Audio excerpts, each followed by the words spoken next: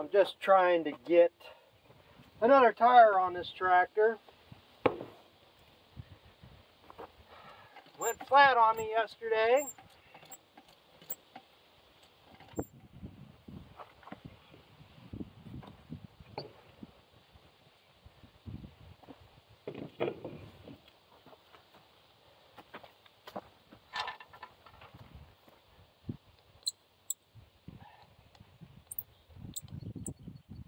This ain't the tire from this tractor.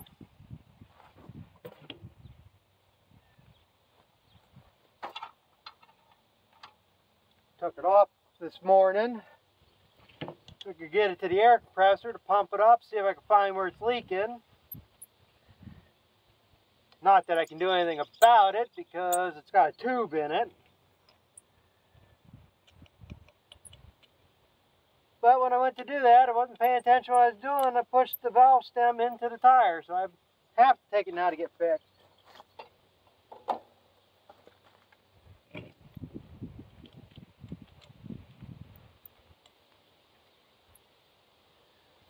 So I stole the tire off my white.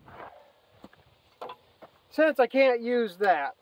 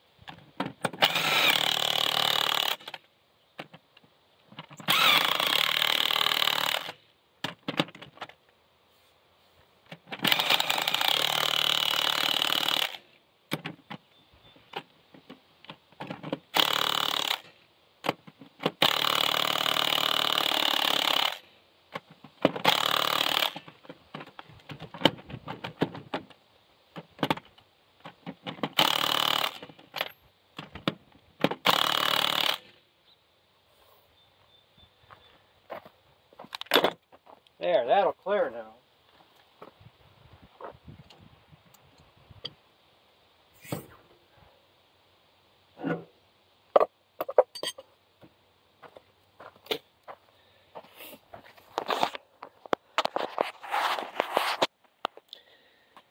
I don't think it's the same size tire. Not that it matters. That's an 11L16 or 1016, and this might be a 1015. Can't see the size on it. Not that it matters. I just need it to roll. But yeah, can't get the other tire fixed today, being Sunday. So like I stole that off my white because I guess I never did share that part. I had the guy come out to fix the drawbar frame on it, to weld it. And I made a video. I was pissed off, so I never posted it. But the guy is supposed to be an expert welder. I know he's been doing it for 20 plus years because I've had him out years ago for something else. But he doesn't think he can get that left side hot enough to be able to bend that over that 1 inch to re-weld that other side back together. And then, like I said, I did find that other crack, which I think is a bunch of crap because I know I got a cheap welder or torch from Tractor Supply. It's got a bad tip on it. I know I could cut the thing apart.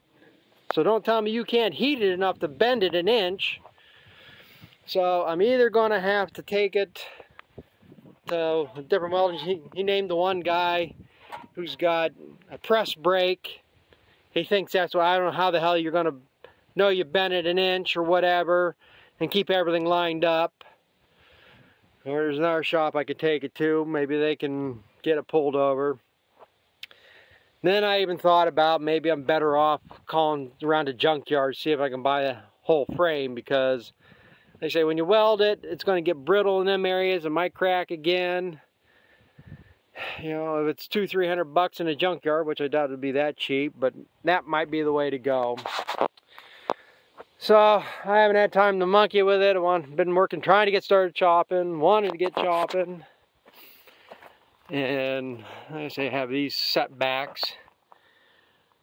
But I got 3 wagons to get unloaded here now.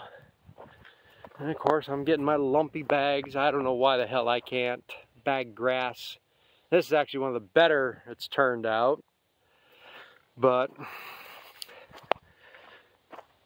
it is what it is.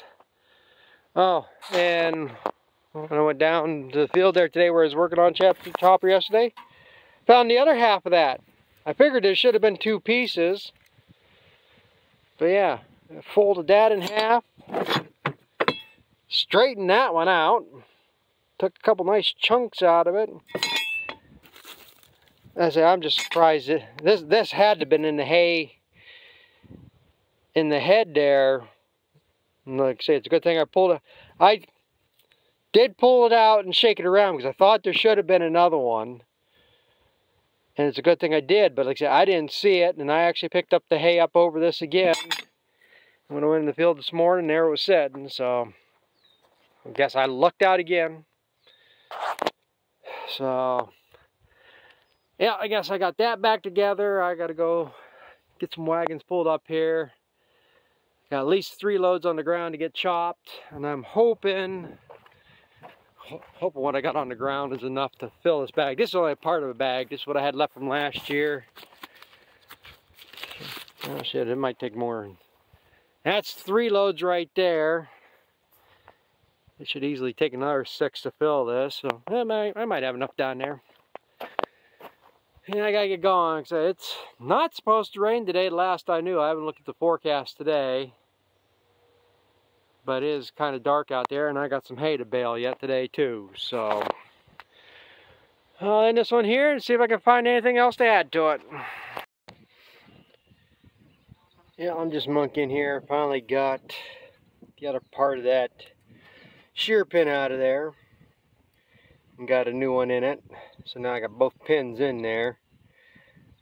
Like I say, that's the first time I've ever sheared that pin, so doesn't surprise me it was rusted in there.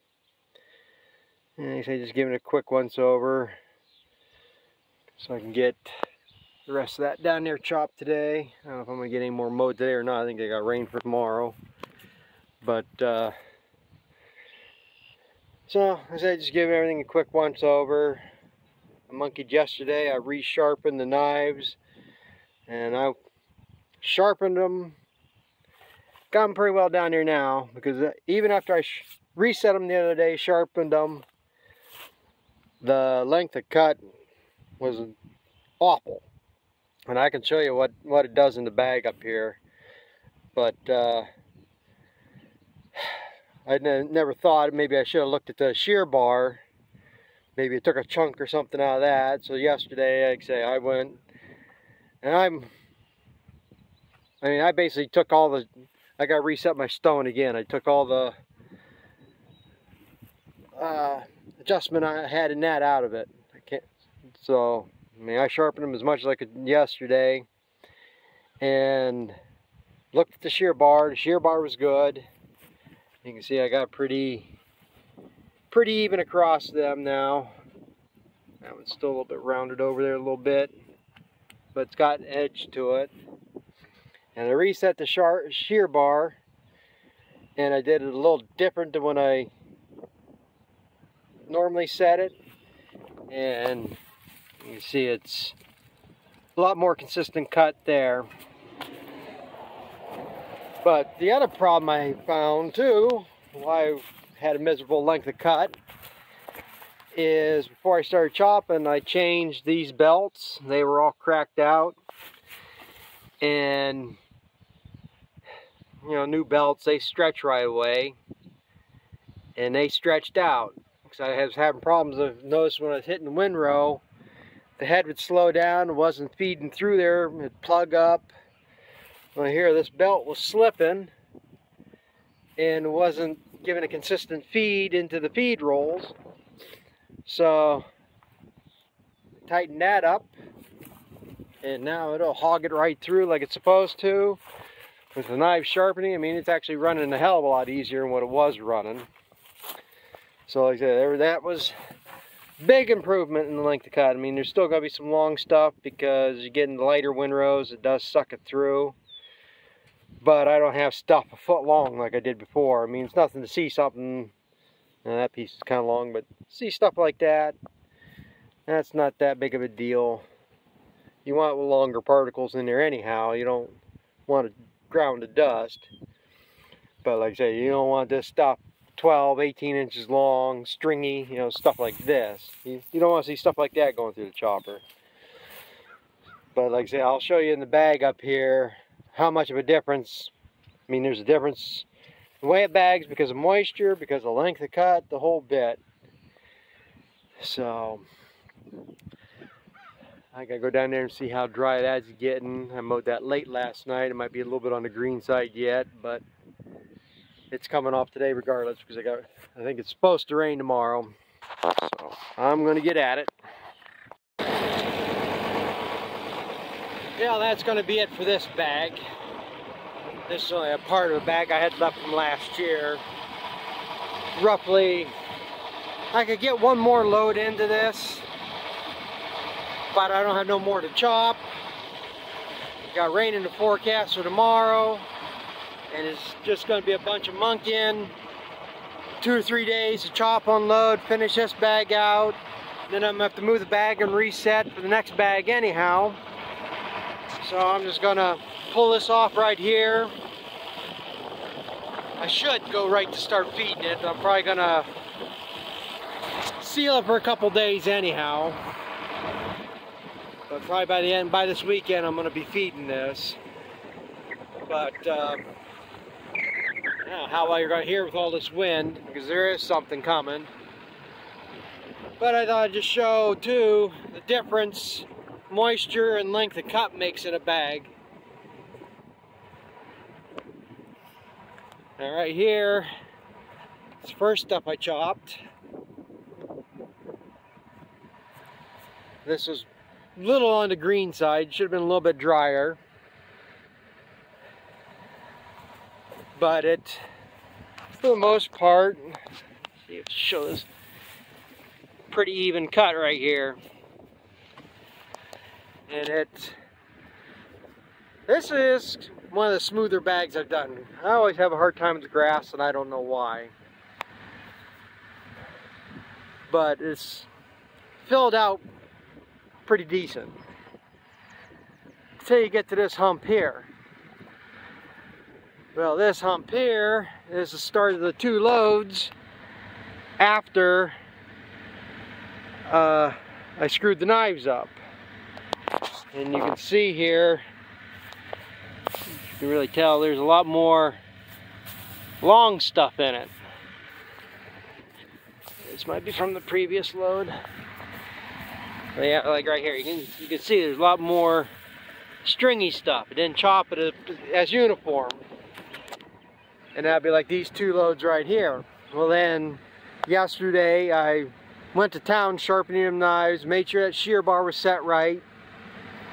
And then I also found, I say, the drive belt was slipping. So I tightened that up. And now, you got a lot more, actually maybe a little finer cut than what I started with, but it's a lot more uniform again. Now this right here, these, right about here, 3 loads were drier than what I like, but it was probably almost optimal moisture for what I want. And you can see it filled the bag out pretty good. Plus I'm running a little more pressure than I normally run too. I'm running more pressure and I got a bigger tractor, so it's more weight to push. And maybe that's a mistake I've been making, not putting enough pressure to this. Now this right here is what I mowed last night. It's plenty green. This is what I just got done unloading.